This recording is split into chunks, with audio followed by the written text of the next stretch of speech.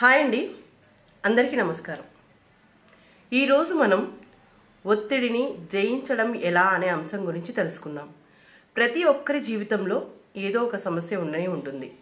ఆ సమస్య కారణంగా మనం ఒత్తిడికి గురవుతాం. సో ఈ ఒత్తిడి నుంచి మనం ఎలా తప్పించుకోవాలి, మనం ఎలా జయించాలి అనే అంశం గురించి ఈరోజు తెలుసుకుందాం. మీలో ఎవరైనా మొదటిసారి మన ఛానల్ చూస్తున్నట్లయితే ప్లీజ్ వీడియోని లైక్ చేయండి, షేర్ చేయండి, కామెంట్ చేయండి. అలాగే ఛానల్ని సబ్స్క్రైబ్ కూడా చేసుకోండి. క్యాన్సర్, హెచ్ఐవీల వంటి వ్యాధుల కన్నా ఘోరంగా మనుషుల ప్రాణాలని కబళించేస్తుంది మానసిక వ్యాధి. ఈ వ్యాధికి ప్రధాన కారణం తీవ్రమైన ఒత్తిడి. వయసుతో సంబంధం లేని వ్యాధి ఇది. ప్రధానంగా యువత ఈ వ్యాధికి బలైపోతుంది. స్కూల్ స్థాయి నుంచే పిల్లల మీద తీవ్రమైన ఒత్తిడి ఉంటుంది.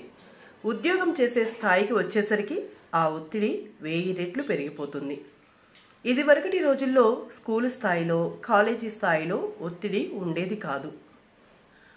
ఒత్తిడిని ఛేదించేందుకు ప్రస్తుతం యువత సామాజిక మాధ్యమాల ముందు కూర్చొని టైంపాస్ చేయాలని అనుకుంటుంది. కానీ అలా చేయడం వల్ల మరింత ఒత్తిడి పెరుగుతుంది. అలాగే టీవీ చూస్తూ ఒత్తిడిని దూరం చేసుకోవాలని భావిస్తూ ఉంటారు. అది కూడా తప్పేం కాదు. కానీ టీవీలో ప్రసారమయ్యే కార్యక్రమాలలో మనం ఎంచుకున్న ప్రోగ్రాం ఎంతవరకు మన ఒత్తిడిని దూరం చేయగలదనే ఆలోచన చేయడం ముఖ్యం. అలాగే కుటుంబ సభ్యులతో కాసేపు సరదాగా గడిపిన ఒత్తిడి నుంచి దూరం కావచ్చు. కుటుంబ సభ్యులతో కలిసి సరదాగా కిచెన్లో గడపడం, కలిసి భోజనం చేయడం లాంటివి చేస్తే ఒత్తిడి నుండి విముక్తి పొందవచ్చు.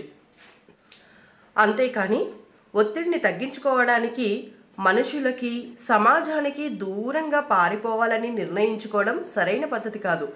అలాగే బుక్ రీడింగ్ ద్వారా కూడా ఒత్తిడిని తగ్గించుకోవచ్చు.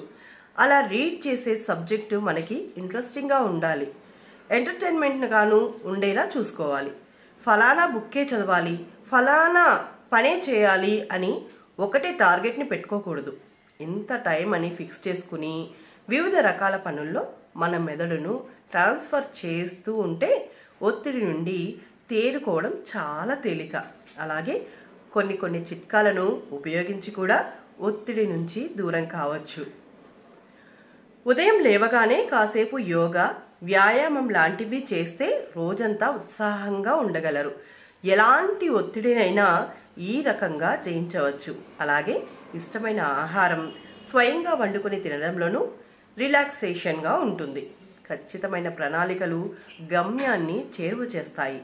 దురలవాట్లు గమ్యాన్ని దూరం చేస్తాయి. మంచి చెడులపై విచక్షణ లక్ష్య సాధనలో ఎంతో ఉపయోగపడుతుంది. సముద్రం లోతుల్ని, ఆకాశం ఎత్తుల్ని చూసేస్తున్నాం. ఆఫ్టర్ ఆల్ మనం సృష్టించుకున్న ఒత్తిడిని జయించలేమా చెప్పండి. సో ఇదండి ఇవాల్టి అంశం.